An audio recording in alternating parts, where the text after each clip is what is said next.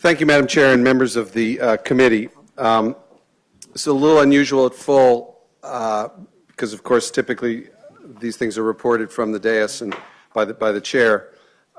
But as the members of the subcommittee will tell you, that the bill I presented on I guess it was Tuesday, seems like a year ago, I had promised the subcommittee, that there would be this substitute. And so it seems to me it would make sense for me to explain both to the subcommittee and now to the full committee what the bill does, so that everyone is on the same page. It is admittedly a long bill. I'm trying to win the longest bill contest here. But the substitute is true to the original in its scope.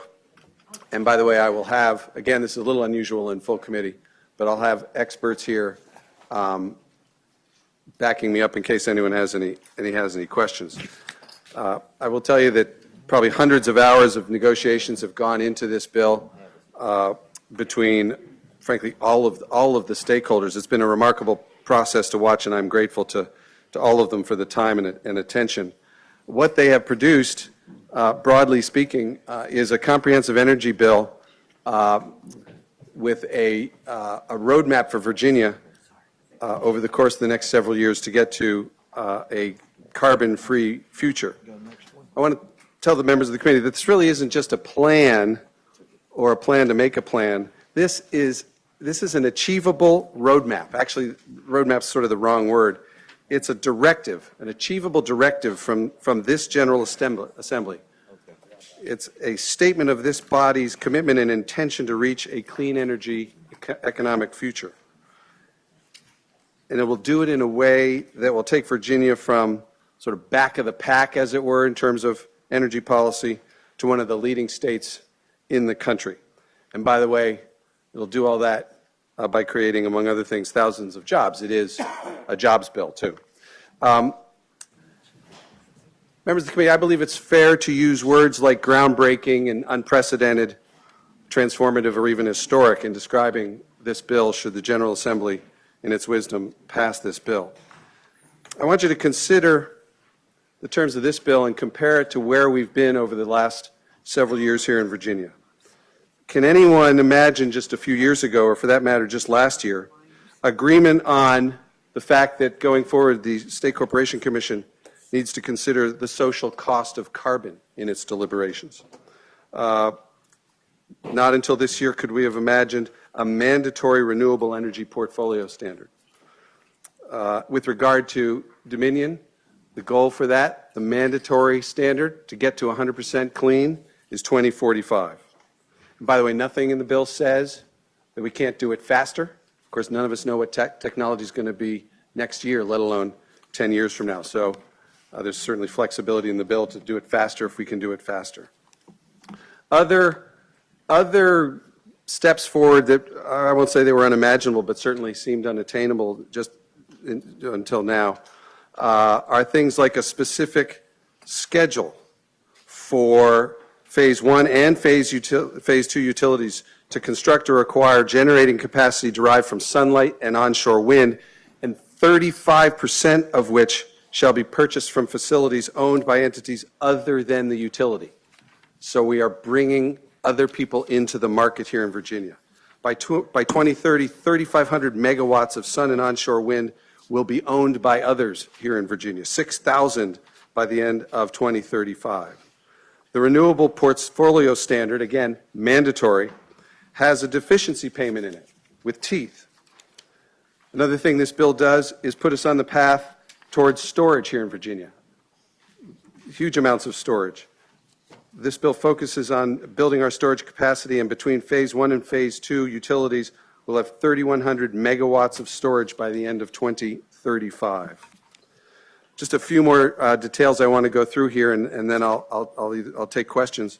As I said, this is going to take us from the back of the pack to the front. It will probably put us in terms of our emission goals in the top 5 states for emissions. There is an absolute cap with zero emissions from the power plants, which essentially ensures through market forces that there will be no new fossil plants built in Virginia, certainly none that operate full time. In terms of the RPS, Advanced Energy Economy did a study that found that this bill, if this bill passes, it will create 13,000 jobs each year in Virginia. The bill focuses on rooftop solar or distributed generation, which will increase full retail the net energy metering cap to 5% with a 1% carve-out for low-income solar customers. It puts in a standby charge threshold, which is increased from 10 to 15 kilowatts for residential systems in the Dominion territory. It increases the PPA cap to 500 megawatts, in the Dominion territory and 40 in APCO's territory. The maximum residential system size is increased to 25 kilowatts with full net metering in Dominion's territory. As far as energy efficiency, which is a key pillar of the Clean Economy Act, this will take Virginia from what has to date been sort of a fuzzy, non-existent goal that was based on simply spending money to an actual goal of 2.5% cumulative energy savings in the Dominion territory.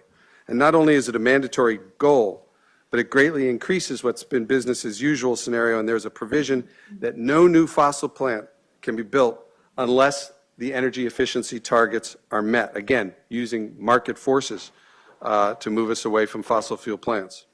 And further, this bill will roll back on an exemption for large industrial companies that previously had let them avoid doing or paying for energy efficiency while still benefiting from those investments. This bill includes offshore wind, and it's going to have language from Delegate Hayes' bill. In fact, we may even incorporate Delegate Hayes' bill, but it won't have the all costs to be reasonably and prudently incurred. In terms of environmental justice, I have to say that the bill took some inspiration from the Green New Deal, Delegate Rasool's bill, and included a lot of language and concepts from the kinds of things that they were trying to do. With the bill, the substitute you have in front of you will identify, quote, historically disadvantaged communities and make sure that job training programs identified for hiring local workers for offshore wind, and that also means that these historically disadvantaged communities are targeted for that job creation. The substitute also states that it's the policy of the Commonwealth that, quote, in the development of energy programs, job training programs, and placement of renewable energy facilities, that it first consider those facilities and programs being to the benefit of low-income geographic areas and historically economically disadvantaged communities, which are located near previously and presently permitted fossil fuel facilities and coal mines, end quote. In future regulatory and SEC processes, Madam Chair, this provision will have great impact on helping those transitioning communities and communities located near coal mines, power plants, and other resources. They'll benefit first. They have borne the brunt of past energy policies, and they need to be at the front of the pack for recovery. Also, to look out for low-income consumers, the substitute creates a PIP program, a percentage of income payment program, very much like Delegate Bagby's bill that we passed out of this same committee either earlier this week or last. And in terms of ratepayer impact, the substitute will not have the enactment clause which redacted the 2% rate cut for C&I customers. I'm not here to tell you, Madam Chair and members of the committee, that the bill is perfect, but it is, as I said, an historic and far-reaching step. It takes Virginia from the back of the pack when it had no emissions cap, no mandatory RPS, no mandatory EERS, and frankly, relatively bad rooftop solar provisions, to really one of the top-tier states in the nation with respect to each of those. So that is the bill. I can't say in a nutshell since I've been going on awfully long, but that does describe the bill. I'm happy to answer any questions. There are people here to talk to the bill if the committee wants to hear that, or I'll defer if I need to some of the experts that are here with me. I should notify the committee that there are some amendments that I'll need to make, but it makes sense to me, Madam Chair, to take questions and any testimony you want to hear before we get into those. Yes, we'll go for questions from the committee at